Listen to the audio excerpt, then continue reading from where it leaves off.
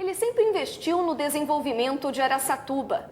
Como diretor do extinto jornal A Comarca, projetou este periódico no cenário local. Em 1983, inaugurou a primeira agência de propaganda da região. 2 décadas mais tarde, o setor sucroalcooleiro foi a sua nova aposta. O publicitário, administrador de empresas e também advogado Flávio Abulnasser é o entrevistado do programa Identidade Pública de hoje. Obrigada pela presença, seja bem-vindo, Flávio. Eu que agradeço, Suzy, muito obrigado pelo convite. Filho de Guiomar Jorge e Fuad Abulnasser, o Flávio nasceu no dia 22 de março de 1957, na cidade de Sorocaba. As tradições do Oriente Médio, Flávio, sempre foram preservadas pela família de descendência árabe? Eu posso te dizer que não muito, sabe? Que meu pai, apesar de ter vindo do Líbano, ele chegou aqui aos 19 anos de idade e ele estudou muito aqui no Brasil, teve a oportunidade de estudo e acabou sendo, inclusive, como profissão, professor de português em Sorocaba, de tanto que ele gostava do Brasil e, consequentemente, da língua. Então, ele não passou muito essa tradição libanesa para os filhos, né? Eu sou o 4º filho, o mais novo, tenho 3 irmãos, e nós, o que realmente aprendemos da cultura foi a comida. Comida, sim, nós aprendemos e cultivamos isso até hoje. Mas as tradições ele não passou muito não, porque como ele veio fugir da guerra com os pais, né? Eu acho que foi meio traumática a saída dele lá do país para cá. E isso acho que por esse trauma ele deve ter se posicionado de uma maneira um pouco diferente dos demais libaneses que de lá vieram para cá, né? Ele se adaptou muito bem, então, à nossa cultura. Se adaptou muito bem, tanto é que ele não falava a língua dele perto, né, dos filhos, da família, e ele cultuava muito o país e a língua portuguesa. Quais as recordações que você tem da época em que viveu na cidade de Sorocaba? Bom, eu nasci em Sorocaba e fiquei lá até os 14 anos de idade. Então, nessa fase, era molecada, era jogar bola, era nadar no Rio Sorocaba, onde eu aprendi a nadar, né? Que eu morava ali próximo. Hoje, quem porventura conhece Sorocaba sabe que não dá nem para passar perto do Rio Sorocaba pela poluição, né? Mas naquela época a gente curtia, como todo jovem, toda criança, brincava na rua, estudava durante o dia, então eu curti muito a minha infância, meus pais me deram essa oportunidade. Eu só vim falar em trabalho quando mudei para Araçatuba aos 14 anos de idade, que aí sim comecei a trabalhar no jornal A Comarca. Mas lá não, lá era só alegria, só amizade, diversão e estudo, né? E lá qual era a atividade profissional que seus pais desempenhavam, Flávio? Bom, minha mãe não trabalhava, só cuidava dos filhos. E meu pai chegou a ser comerciante, que meu avô, quando chegou aqui no Brasil, montou uma loja em Sorocaba, né, um mini supermercado. Depois ele estudou muito e ele, como professor de português, jornalista, né, e funcionário público municipal. E ele se aposentou como tal, né, professor, jornalista e funcionário público municipal. E foi com a aposentadoria dele em 1971 que tio Paulo, que na época já estava em Araçatuba, comprou o jornal A Comarca, que ele estava aqui dirigindo o jornal, e convidou meu pai para vir para cá para ajudá-lo na parte da redação. E eu, como único filho mais novo e solteiro, sem querer, né? Porque me revoltei, evidentemente. Lá eu tinha meus amigos, minha cidade, né? Era adolescente? Era adolescente, então não queria vir para cá em hipótese alguma. Mas o tio Paulo, que para quem conheceu o Paulo Assis de Jorge, sabe muito bem do que eu estou falando, era uma pessoa muito convincente, muito ponderada e fez com que eu acompanhasse meus pais e para cá eu vim em 1972, janeiro de 1972. E foi em Araçatuba, especificamente no jornal A Comarca, que você então iniciou a sua trajetória profissional. Sem Quais dúvida. as atividades realizadas dentro deste jornal? Meu pai assumiu a redação do jornal na época e eu comecei entregando o jornal. Né? Meu tio me colocou para entregar o jornal numa bicicleta de carga que ia da Marcílio Dias até lá, próxima à Lagoa do Miguelão, que hoje é tanto falada aí e tal. Onde eu, depois da manhã toda entregando o jornal, me refrescava, né? Era muito bacana, muito gostoso. E aí, na sequência, nós fomos aprendendo, passei a trabalhar no departamento de assinatura em seguida, né? Acabei dirigindo o departamento de assinatura do jornal e vendo sempre as pessoas intelectuais que trabalhavam na época na redação do jornal. E tive a felicidade de ter como professores, que não foi apenas um não, além do meu pai e do meu tio, Paulo Jorge, tive professores extraordinários que me ensinaram a ser uma pessoa como sou hoje, né? Se eu sou o que sou hoje, acho que procuro fazer tudo certo, graças a Irose Tinose, que já passou aqui pela Câmara Municipal, que era contador do jornal A Comarca, né?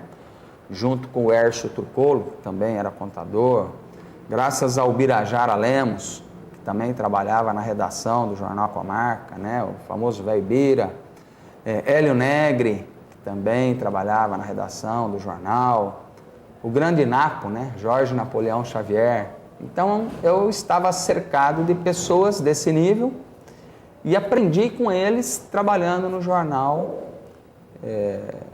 saindo do departamento de assinatura e logo em seguida na companhia do saudoso Darley Ferreira e hoje professor Fernando Rosa, né? Me ensinaram a vender propaganda. Tanto o Fernando como o Darley vendiam propaganda para o jornal. Iam de lambreta, né? E eu comecei a vender a propaganda para o jornal, para a coluna do Napo, que na época tinham 2 páginas no jornal A Comarca, chamava Coluna do Napo, ela é coluna social. E para vocês terem uma ideia, aqueles que não tiveram oportunidade de ler, deve estar no museu da cidade aí, a coleção do jornal, né? O Napo hoje escreve um artigo semanal, né?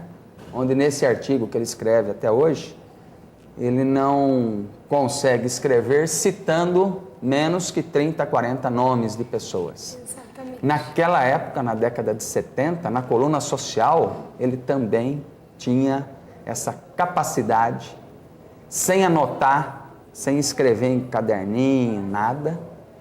Nos eventos que ele participava, que ele ia, na vida social de Araçatuba, ele transcrevia nessa coluna, citando vários nomes, como é até hoje, né, nos artigos. Então eu aprendi muito com esse pessoal e acabei entrando no departamento comercial do jornal A Comarca. E nessa época, o trabalho era conciliado com os estudos, você nunca deixou de estudar? Não. Eu cheguei aqui em 72, tinha acabado o ginásio lá, e entrei aqui no colegial. Comecei a estudar no IE à noite, cursei o colegial à noite no IE, e trabalhando durante o dia.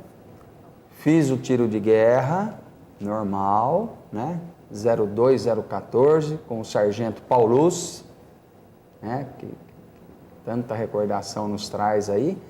E entrei na faculdade, inicialmente, fiz a faculdade de administração de empresa, né? 4 anos.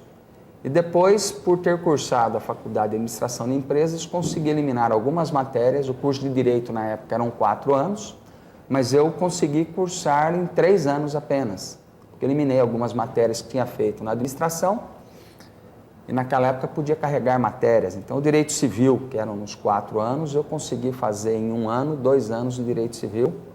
Nosso professor, Dr. Chaim, juiz de Direito, e consegui fazer o curso de Direito, encerrar o curso de Direito mesmo, fazendo o tiro de guerra aos 18 anos e trabalhando no jornal. E imerso no mundo do jornalismo, você optou por administração de empresas e depois direito. Por que essa opção? O jornalismo não seria mais fácil? Seria até pelo meu pai, que era professor Já de era português jornalista e tal. também. Mas os professores que eu tive na época, além do meu pai, né, que me deu uma bela de uma educação e me ensinou o que é honra, caráter, dignidade, que isso não tem preço.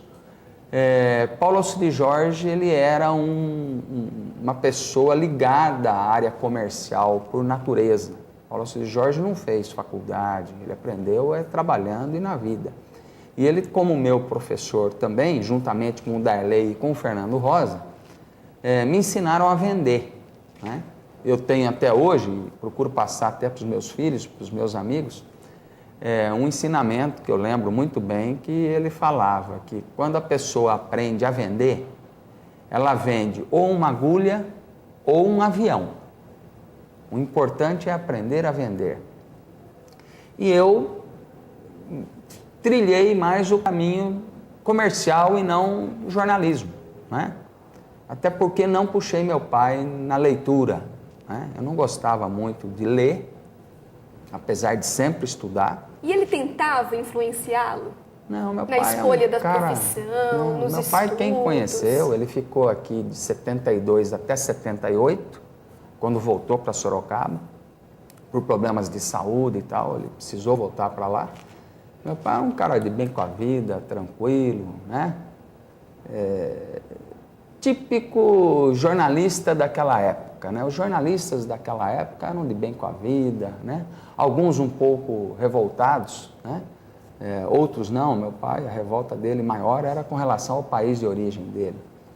Mas aqui não, aqui ele era de bem com a vida, então ele não forçou nada não. O tio Paulo sim, já me forçou muito, e aí acabei trilhando, graças a Deus, esse caminho. Não tenho nada contra o jornalista não, mas como foi natural. Foi natural e me dei bem, então eu tenho mais a que agradecer essa... A administração de empresas você acabou exercendo naturalmente. E o direito? Não, o direito era mais... Foi mais um complemento. Era mais um gosto pessoal, né? Porque trabalhando em jornal, você sabe muito bem disso, hoje você já fica meio revoltado. Naquela época, década de 70, ditadura, aquelas complicações todas que tínhamos, a revolta era muito grande, né? Então você trabalhando em jornal, você via notícias das mais trágicas, não só em Araçatuba, como no Brasil todo, no mundo todo. Então eu tive assim a escolha do direito, mas para aprender um pouquinho, e eu achava que ao eu cursar essa faculdade, eu ia ter como me defender e defender aquelas pessoas que eu achasse. Conhecimento nunca é demais. Conhecimento também. Nunca é demais. Nós vamos interromper essa entrevista um momentinho para um breve intervalo. Voltamos em instantes.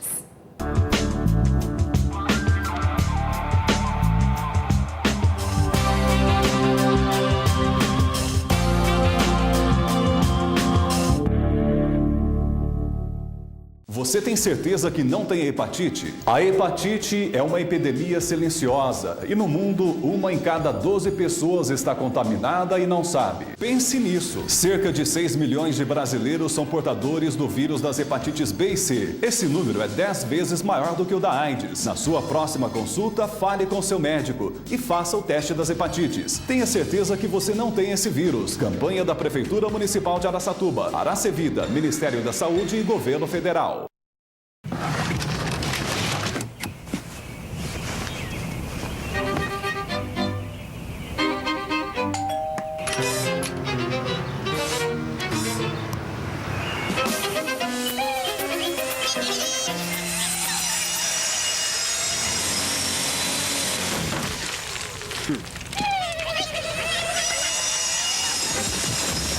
Se você não sabe mais como se livrar das coisas usadas, ligue que o Exército de Salvação retira.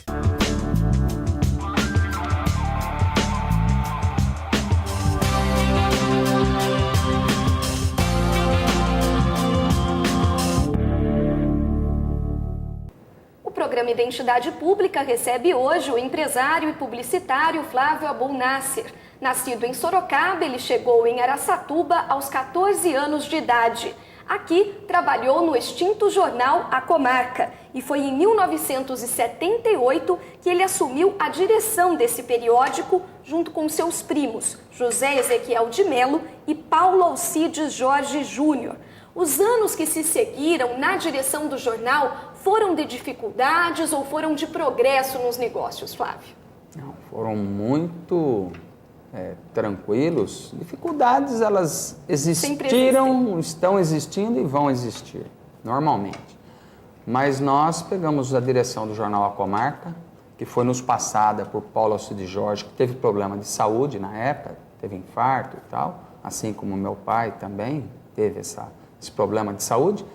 E nós dirigimos o jornal e conseguimos manter a tradição do jornal, que era um jornal que foi fundado em 1924, né? Um jornal tradicional na cidade, muitos anos, ocupando a liderança. Na época, quando eu cheguei em Araçatuba, só tinha a Tribuna da Noroeste, Jeremias Alves Pereira, e a Comarca. Logo em 73, o Barreto, o próprio Bira e o Deletese saíram da Comarca e montaram a Folha da Região. Então, a partir de 73, estávamos com 3 jornais na cidade. Mas em 78 o jornal era líder, pesquisas de Ibope, em tiragem, enfim. Então nós herdamos esse jornal e tivemos a direção, na frente da direção desse jornal, de 78, que eu assumi a direção do jornal, e ano que eu me casei também, né?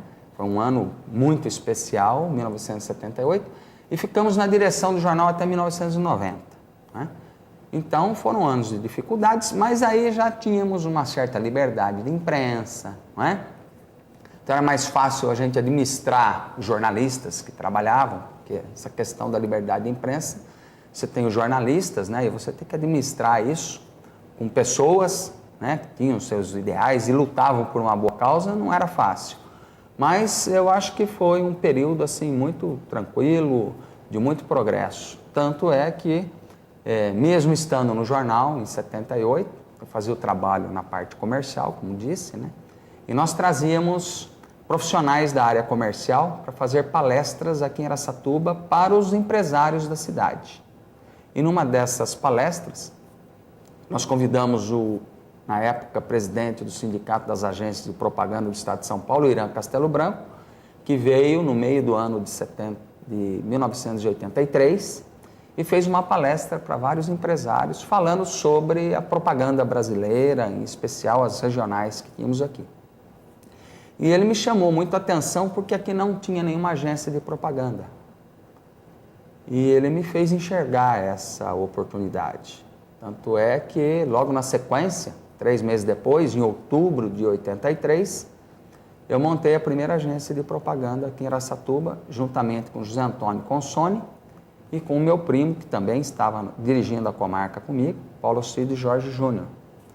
E fiquei tanto dirigindo o jornal, mas aí era como arrendatário do jornal, porque os proprietários do jornal ainda era a família de Paulo Alcides Jorge.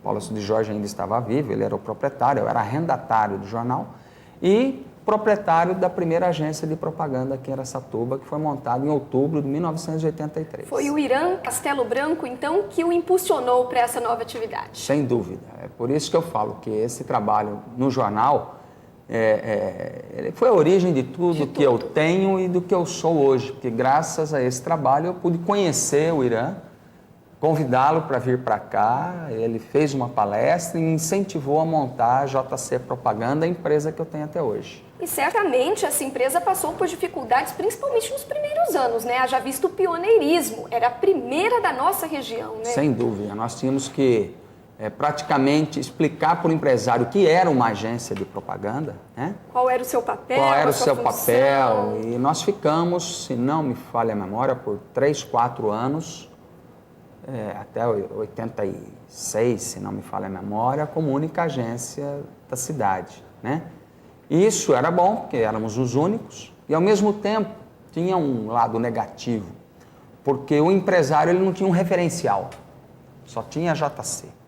A partir do momento que surgiu uma segunda agência, começou-se a ter referenciais. Então tinha o nosso trabalho e tinha o da outra agência, né? E aí realmente aconteceu, de fato, o boom da agência. porque mais empresas começaram a contratar agência de propaganda em função dessa disputa de mercado, em função desse comparativo, né? E ao lado do pioneirismo também eram raros os instrumentos tecnológicos que hoje estão à nossa disposição, né? Isso não Naquele tenha tempo dúvida. não existia nem computador direito ainda, Não, né? um dos nossos clientes era Programa Leilões e eu atendia Araçatuba, Rio Preto, Bauru e Marília. Então, naquela época eu pegava o carro, viajava 2h30 para chegar em Bauru para apresentar um layout para o Sérgio Pisa, que é o proprietário da Programa Leilões. Ele em 10 minutos aprovava o layout e eu tinha mais 2h30 para voltar pela Rondon, que não era duplicada, com esse layout que era feito manualmente, né? O Zeca, que é um excelente criador até hoje, ele fazia esses layouts. Então eram umas dificuldades que a gente tinha na época que hoje, com computação, internet, né? Isso acabou, graças a Deus. Mas sofremos essas dificuldades e vencemos as mesmas dificuldades. Emissora de televisão aqui só tinha uma regional, que era a Globo em Bauru. Então, os primeiros comerciais de televisão que nós fizemos aqui, o primeiro, inclusive, foi para a Casa do Sol de Birigui, material de construção, da família do seu Frederico Vargas. Nós íamos sair daqui e produzir esse material lá em Bauru e editar ele e veicular lá, né? Então, hoje, graças a Deus, com a tecnologia, tudo melhorou, né? E eu fiquei de 83 até 90 dirigindo o Jornal A Comarca e a JC Propaganda. Aí em 90, tio Paulo faleceu em 1987, né? E daí até 90 nós fizemos a devolução do jornal para a família dele, para a tia Célia e para os demais primos. E entregamos o arrendamento e aí eu fiquei de 90 até hoje só com a agência, né? Hoje já com a esposa e 3 filhos, né? Então, os filhos já estão dirigindo. E todos eles seguiram os passos do pai, né? Na verdade, os 3 filhos, o Eduardo, a Denise e o Gustavo? E de uma maneira natural. Tão natural que o Eduardo, que é o filho mais velho, ele entrou na faculdade de engenharia em São Paulo e começou a cursar a faculdade de engenharia. E nos primeiros 6 meses, ele fez o curso, mas chegou à conclusão que não era aquilo que ele queria. E continuou em São Paulo os outros 6 meses para poder pesquisar e ver o que mais atraía. Eu, graças a Deus, dei essa liberdade para os filhos para que eles escolhessem aquilo que eles quisessem, né? E, de uma maneira natural, o Eduardo escolheu publicidade e fez a faculdade em São Paulo, na Metodista, em São Bernardo, morou em São Paulo, trabalhou em São Paulo. E depois de cursar a faculdade, já trabalhando em São Paulo, estava conseguindo uma colocação numa empresa em Curitiba. E aí foi quando eu acabei comprando a parte do Zeca, que era meu sócio até então, né? Aí ele veio para cá. Aí ele, ao invés de ir para Curitiba, ele veio para cá trabalhar na JC Propaganda. E a Denise também fez o curso de publicidade, começou em São Paulo, terminou aqui na Unip, foi aluna do Hélio Negri, que também tinha sido meu professor, né? E os dois estão dirigindo a JC hoje. E o Gustavo? O Gustavo fez o curso na FAAP, Propaganda e Marketing, já se formou e está trabalhando em São Paulo, uma empresa de aparelhos de telefonia celular, e está lá, ele teve a oportunidade, ele quis e fez um ano de intercâmbio nos Estados Unidos. Isso ajudou muito ele na língua, né? E ele está trabalhando em São Paulo. Ele preferiu ficar por lá. Acho que ele vai continuar por lá. Acho que ele provavelmente não volta. A gente nunca sabe o dia de amanhã. Claro, né? com certeza. Mas ele, eu acho que vai continuar em São Paulo.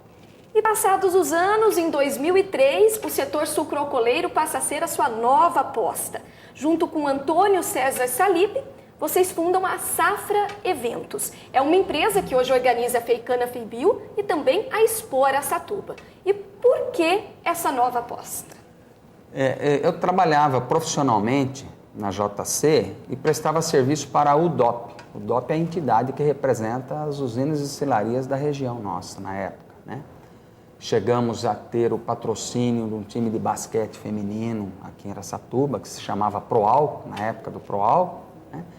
e eu prestava serviço para essa entidade e o Salib era um dos diretores da entidade, ele foi fundador desta entidade, junto com outros empresários, e eu prestava serviço para o DOP. E nós tivemos em 2002, na cidade de Ribeirão Preto, um evento do setor chococoleiro, que Ribeirão Preto, até hoje, né, tida como a capital do setor no país, né? E lá em Ribeirão Preto, o Maurílio Biagi, que é um dos empresários que se destaca até hoje no setor, ele chamou a nossa atenção num comentário que ele fez, que ele gostaria de ser 20 anos mais novo, né, e estar em Araçatuba em 2002. E eu perguntei o porquê. E ele mencionou que Piracicaba era o ontem, Ribeirão Preto era o hoje, isso em 2002, e Araçatuba era o amanhã para o setor chococoleiro. Foram palavras ditas pelo Maurílio Biagi, e que na volta de Ribeirão Preto para cá, Salib e eu viemos conversando a respeito do assunto. Despertou. E, em cima disso, gostaríamos que, como a nossa região seria a bola da vez, nós queríamos que Araçatuba fosse o centro da nossa região do setor. Esse centro poderia ter sido Penápolis, que tinha a usina Campestre, que era pioneira na nossa região, poderia ser Rio Preto, que sempre tomava conta das coisas e tal. Então, em cima disso, nós criamos a Feicana, justamente para projetar Araçatuba como a capital do setor e trazer para cá o centro do setor. E deu certo. O objetivo da Feicana, número 1, era esse, porque tanto Salib como eu morávamos aqui, tínhamos nossos negócios aqui, nossos filhos aqui, e queríamos que mais empresas se instalassem aqui, claro, que iria gerar emprego e, consequentemente, ia trazer benefício para as nossas empresas. Então, o objetivo primeiro da organização da Feicana foi de projetar a cidade para isso. E aí a coisa tomou corpo e é o sucesso que é hoje. Estamos indo para a 8ª edição da Feicana.